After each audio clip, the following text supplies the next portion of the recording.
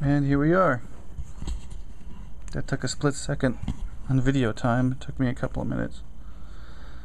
Wow, this is the super macro. And now I can see my screen is all messed up here. Excuse me, I'm cleaning the screen. Alright. Super macro. Now you can see what the dark invisible thread does. It really does look like glass. It looks like hair. It looks like spider web. It has an organic feel. It's beautiful and can also look particularly nasty. Here is the lower half of this kind of monstrosity. And one thing, it does definitely look alive. And here particularly, it looks like hair right down here, which is repulsive. Yeah.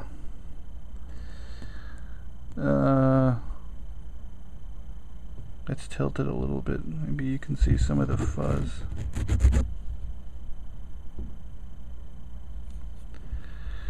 This is the first time I put this thing on, this macro lens.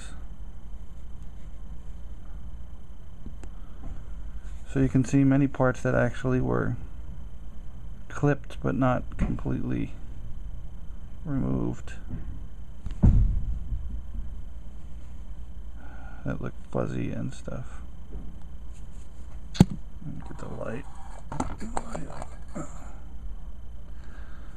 Alright, so there we are with that.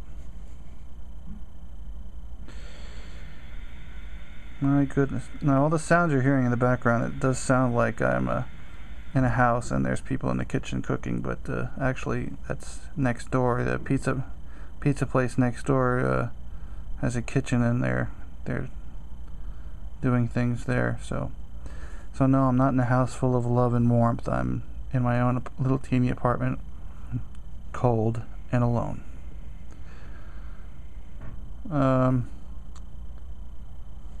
Okay. Close up of the woman in the super macro. You can see I was trying to make insides of bodies. This little line here was like kind of a cubist thing happening. You have the roundness of the breast, different colors and circular, and then this one stitch here. I wanted to do more like that, more of. There it goes again. Did you see that flash? That damn. Wanted to do more of that kind of thing, tracing with singular. That didn't happen. These are body parts of some variety. Sorry, I keep going out of focus.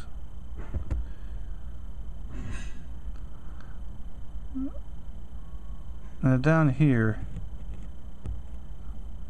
this is a different like line, like you know, you've got all sorts of different kinds of mark making. You've got like this straight fill-in area of the bones, and you've got different colors going on here for the breast. You've got a mix of different colors going on, and then you've got one color laid down and then line on top of that, which is these shapes are linear.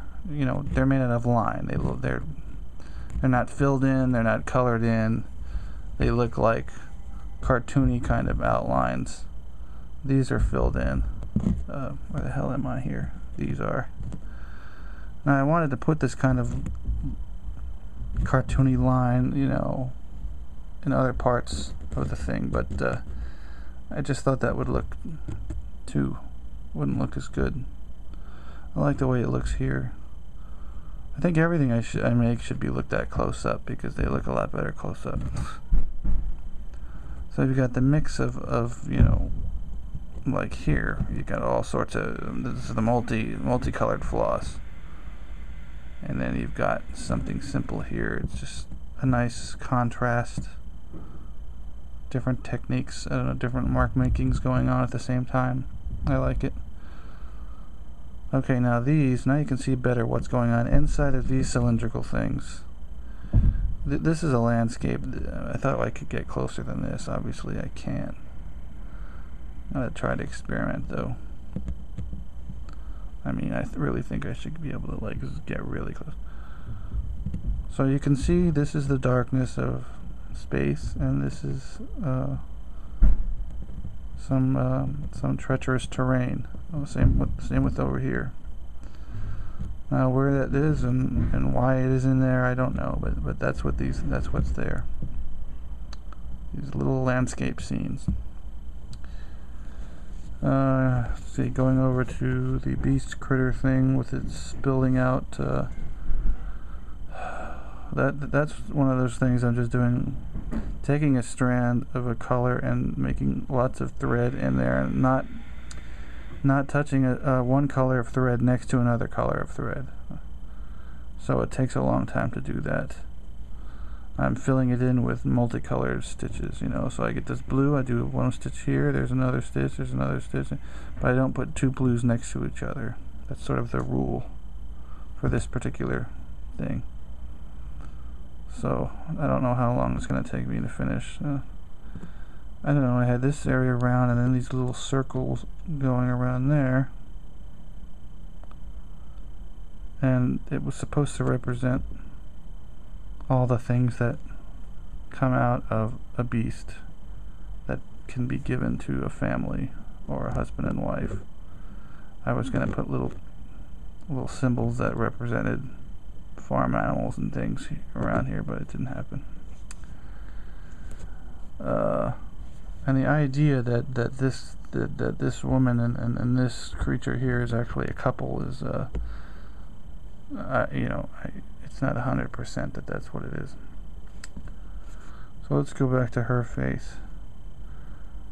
I got this really nice multicolor floss, which I really like a lot. It's nice and thin, metallic.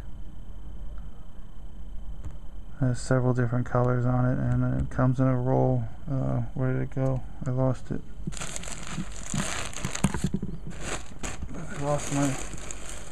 I put it away.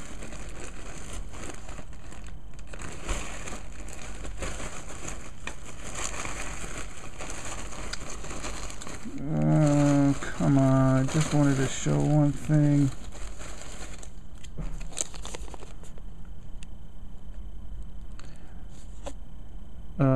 Of course, when you get stuff on spools, it's a lot thinner than metallic thread that you would get not on a spool. This red I bought on a spool. It's been lasting me for 3 years so far, and it's not gonna let up anytime soon. Very nice and thin. This stuff is awesome. So that's going around her hair. Double thick. Let's see if I can get a close-up of this guy. Yeah, see, that guy has some kind of problem. The silver is like a metallic thing around his head, and you can see his teeth and his mouth looks like he's been beat up a little. I don't know, he just looks like he's some kind of, I mean, he's not a cyborg. The metal is not computerized. The metal is just sort of armor, half armor on his face. It looks like he's been in some kind of a road warrior type of place and got a little beat up, I guess. It's hard to... There's those people, which I talked about already.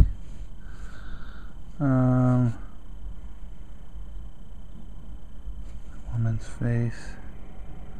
That's her neck. Cutaway areas. Let's see. Let's look up here. Spiral Galaxy. See? One on with the red, one on top of it with the invisible floss, but it covers things a lot differently than this invisible floss does. Alright, that's almost been 10 minutes. I can't believe it already, but I guess that's the end of this video. With the close-up lens, yay.